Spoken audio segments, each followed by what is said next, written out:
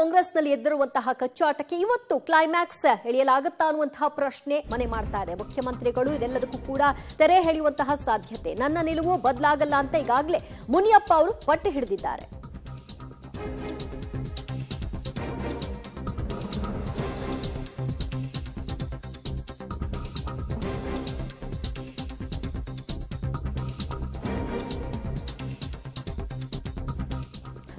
ಕೋಲಾರದಲ್ಲಿ ದೊಡ್ಡ ಮಟ್ಟಿಗಿನ ಅಸಮಾಧಾನವನ್ನ ಕಾಂಗ್ರೆಸ್ನ ಕೆಲ ನಾಯಕರುಗಳು ವ್ಯಕ್ತಪಡಿಸಿದ್ದಾರೆ. ಆದರೆ ಮುಖ್ಯಮಂತ್ರಿಗಳು, ಉಪಮುಖ್ಯಮಂತ್ರಿಗಳು ಸಂಜೆ ಒಳಗಾಗಿ ಎಲ್ಲವೂ ಕೂಡ ಸರಿ ಹೋಗುತ್ತೆ ಅನ್ನುವಂತಹ ವಿಶ್ವಾಸವನ್ನ ವ್ಯಕ್ತಪಡಿಸ್ತಾ ಇದ್ದಾರೆ.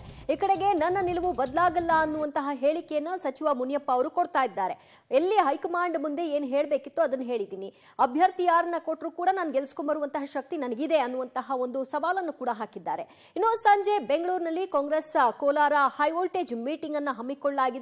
ರಾಜಕೀಯದಲ್ಲಿ ಇಂತಹವೆಲ್ಲ ಮಾಮೂಲಿ ಅನ್ನುವಂತ ಹೇಳಿಕೆಯನ್ನ ಸಿಎಂ ಕೊಟ್ಟಿದ್ದಾರೆ. ಇಂದು ಸಂಜೆ ಒಳಗೆ ಸರಿ ಹೋಗುತ್ತೆ ಅನ್ನುವಂತಹ ವಿಶ್ವಾಸವನ್ನ ಡಿಸಿಎಂ ಡಿಕೆ ಶಿವಕುಮಾರ್ ಅವರು ವ್ಯಕ್ತಪಡಿಸಿದ್ದಾರೆ.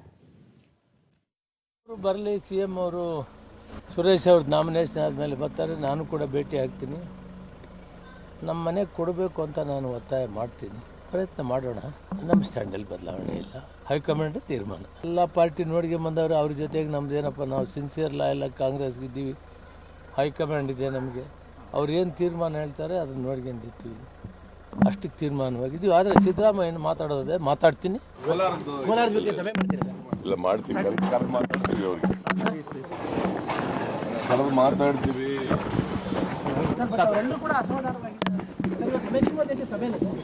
ಇವೆಲ್ಲ ಇರ್ತಾವಪ್ಪ ರಾಜಕೀಯದಲ್ಲಿ.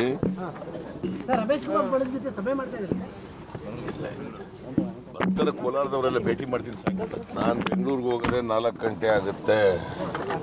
ಆಯ್ತು ನಡ್ರಿ, ಸಂಜೆ ಅಂತಿಲ್ಲ, ಬೆಂಗಳೂರಿಗೆ ಹೋದ್ಮೇಲೆ ಅವೆಲ್ಲ ಯಾರು ರಾಜೀನಾಮೆ ಕೊಡೋದಿಲ್ಲ, ಏನಿಲ್ಲ. ಅವ್ರದ್ದೊಂದು ಒತ್ತಡ ಇದೆ. ಇನ್ನು ನಾವೇನು ಟಿಕೆಟ್ ಅನೌನ್ಸ್ ಆಗಿಲ್ಲ. ಇವತ್ತು ಸಾಯಂಕಾಲ ತೀರ್ಮಾನ ಮಾಡ್ತೀವಿ.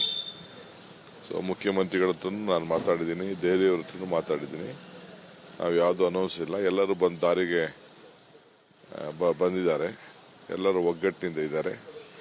ಕಾಂಗ್ರೆಸ್ ಪಕ್ಷದ ಸೀಟನ್ನು, ಮೊದಲನೇ ಸೀಟು ಗೆಲ್ಲುವಂಥದ್ದು, ಆ ಸೀಟನ್ನು ಎಲ್ಲರೂ ಸೇರಿ ಒಟ್ಟಿಗೆ ಗೆಲ್ಲಿಸ್ತಾರೆ.